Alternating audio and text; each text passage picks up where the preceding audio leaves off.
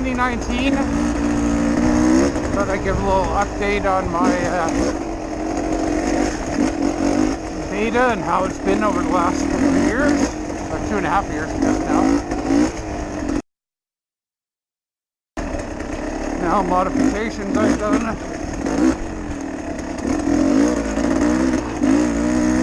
And problems I've had.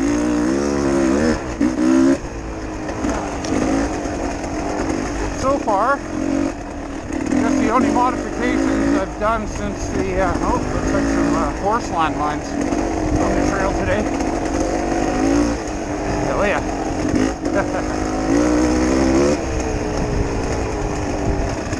But the only modifications I've done have been tubeless.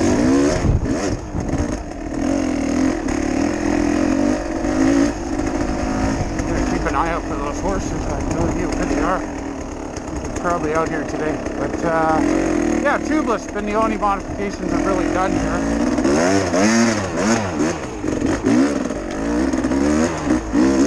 And I've been liking it. It worked really well. I did have a problem initially with the front tire install. I kind of botched up the tape.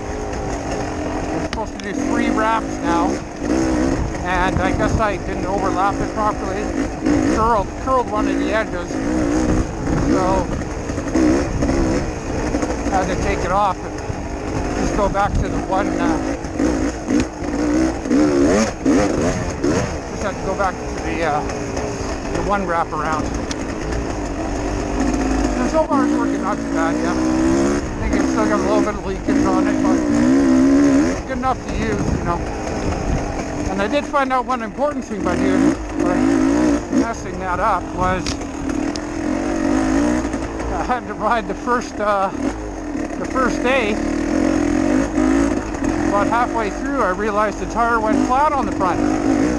So for another hour plus, I was riding the trail with a completely flat front tire, and it was definitely rideable. No questions about it. It worked, it did the job. You know, if you had a 0 PSI and a tube, you know, that's the end of it right there, pretty much. But the high pressure side worked, kept the tire on there, and it worked out great. So it was a good inadvertent test.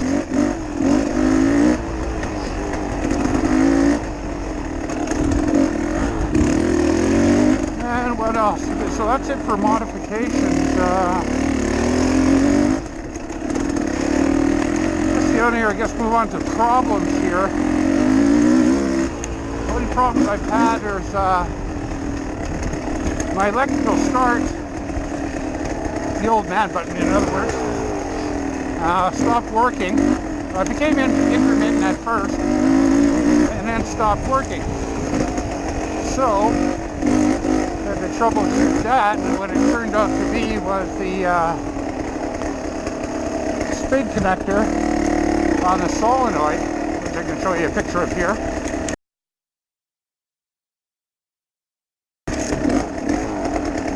Actually broke, I guess, from the vibrations.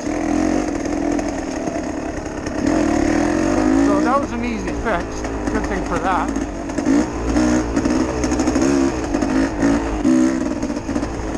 And what else is there? Oh, right, okay, yeah, getting on, I kind of led up to this on my other video, if you watched it. The front end on the, when I unloaded it, even just doing that, I'd get a slight clunking feeling. And that, I wasn't sure what it was at first, so I checked the steering stem bearings and stuff.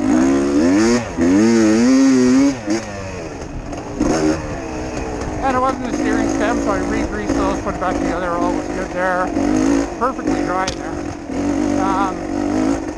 Well, except for the grease. But turned out that next thing I went after was the front forks, because they haven't been serviced in 151 hours. So I figured, yeah, it was kind of overdue. So I replaced the bushings and the seals and the oil, obviously. And that turned out to be the problem. Here I can show you some video of the internals here. And you can see on the bearings here, just on the inner surface, there is some wear. Now, how much did that affect? I have no idea, but the actual Teflon on the outside actually looks fine, and even on the outer ring too, Teflon looks fine. But so not too bad after almost 150 hours. No leaks. The oil seal and dust seal seem to do their job well. So they're done, and time for some new ones. I also made myself this little tool here to hold the cartridge now that I got it out. So in the future I can use that if I need to. The only thing about this, getting this tool on, is you also need to fish out this perch. It sits just like this with the bevel side down this way. So in order to use this tool to take it out, you're going to have to fish this out of there. So I don't know if just using the air gun method, using the spring compression, would just be easier. But for putting it back together, I'll just try to use the new tool and see how that goes. At least then I can get a proper torque spec on it.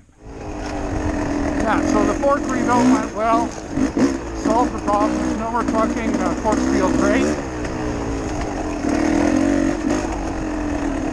And let's see, what else was the other problems? Well, I guess two of things. Oh, hello, Mr. Squirrel. What do I got on here? Well, I stopped replacing the battery in the trip computer because it just kept on dying. And this connector here, which you can see I shrink wrapped, soldered up for the speedo. The wire vibrated and broke on that. That's about it for problems, really. It's been very solid. Yeah. 3,246 kilometers, 159 hours. And I have not, well, I'm still using the oil injection, by the way, which has worked flawlessly so far, knock on wood. And I have not done a top or bottom end rebuild yet.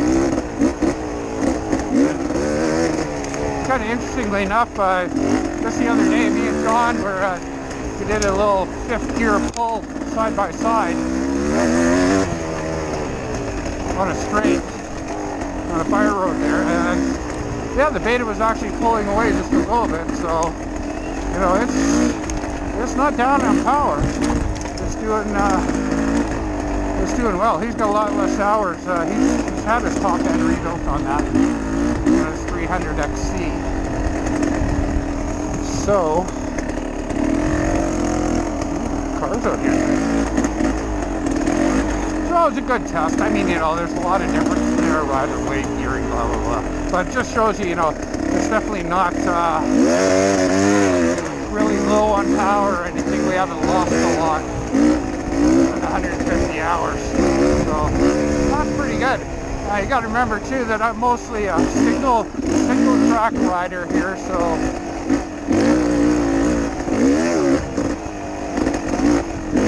not whaling it out in the sand dunes here. This is fun. This is about as much sand as I do.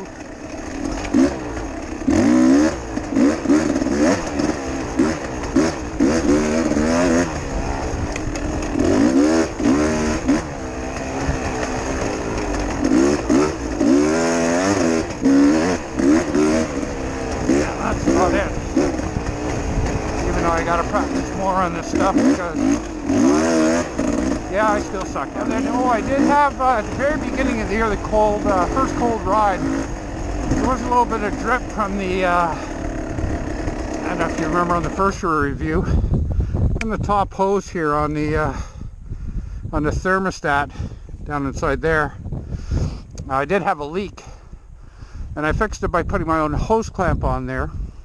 It fixed the problem but on further rides it hasn't leaked since. It's warmer, you know, it's warmer out, so I'm just leaving it for now until it leaks again, and then we'll see what we'll see if it needs something else. I'm not sure what else to say. It's been a really solid bike. Still love riding it. It's